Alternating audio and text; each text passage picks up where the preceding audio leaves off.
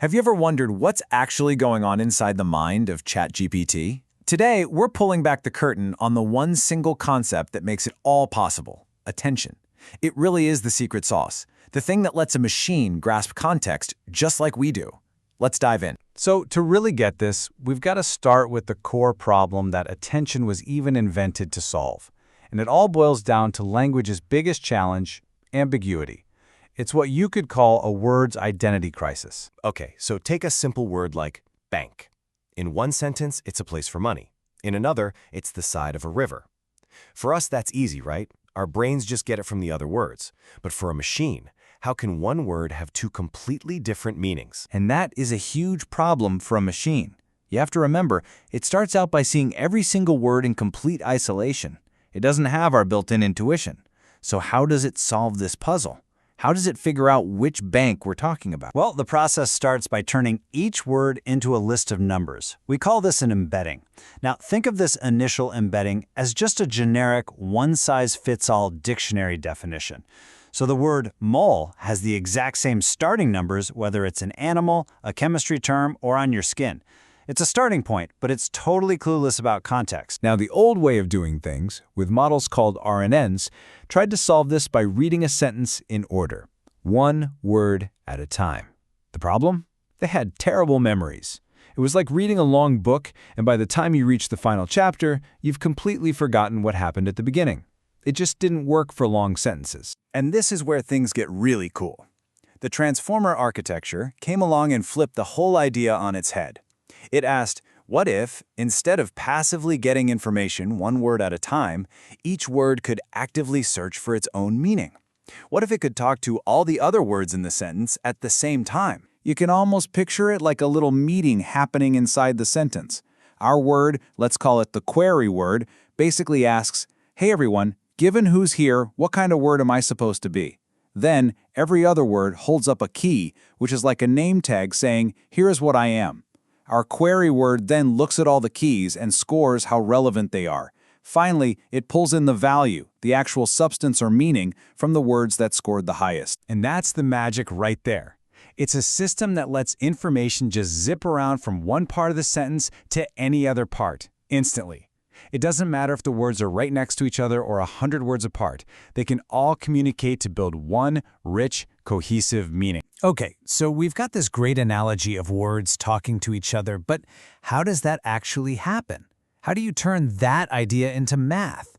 Well, you might be surprised at how simple and, frankly, how elegant the actual math is. So, those terms we just used, query, key, and value, they're not just cute names. For the computer, they are very real. They're just lists of numbers or vectors, and each one is created by taking that original context-free embedding and multiplying it by a special set of numbers that the model learns over time. So the big question is, how does a word decide who to listen to? It does that by calculating a similarity score, and the math for this is a simple operation called a dot product. It just compares its own query vector to every other word's key vector. A high score means, hey, you and I are pretty similar, we should talk. A low score means, nah, we're not related. Now, there is one tiny but absolutely crucial detail here. It's called scaling. You see, those dot product scores can sometimes get way too big. They can kind of explode and make the whole learning process unstable. So to keep everything in check, the model just divides all the scores by a specific number. It's a small step, but it's vital for making sure the model can actually learn properly. All right, so now we have all these raw, scaled scores. But what we really need are clean percentages. You know, something that says, pay 70% attention to this word, 10% to that one, and so on. And that's exactly what a function called softmax does. It takes all those messy scores and turns them into a perfect probability distribution, where everything adds up to 100%. And here is the punchline. This is how the new, super smart, context-aware meaning for our word is born. The model simply adds up all the value vectors from every word in the sentence. But, and this is the key, it does it as a weighted sum. The words with high attention scores contribute a lot to the final meaning, and the ones with low scores contribute almost nothing. But wait, there's more. That basic mechanism is already pretty amazing, right?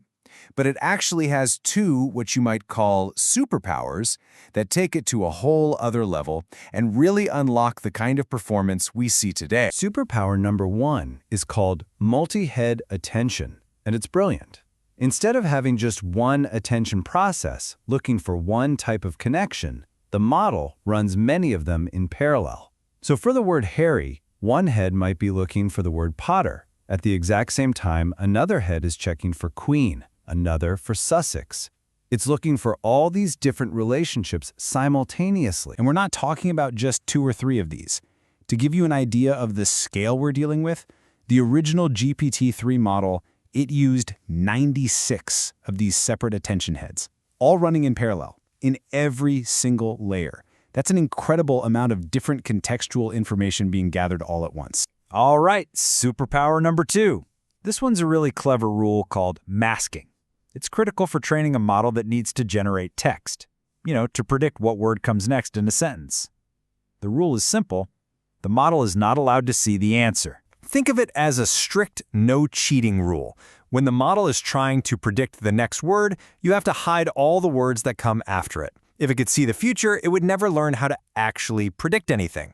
By masking the future, we force the model to learn the genuine patterns of language. It's absolutely essential. Okay, so let's bring it all home. You take this core idea of attention. You give it the multi-head superpower. You add the no-cheating masking rule. And what you get is the transformer architecture. This wasn't just another small improvement. It was a complete revolution in AI. And maybe the biggest reason it was so revolutionary comes down to one thing: speed.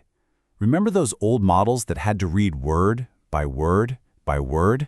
So slow. Attention looks at everything at once.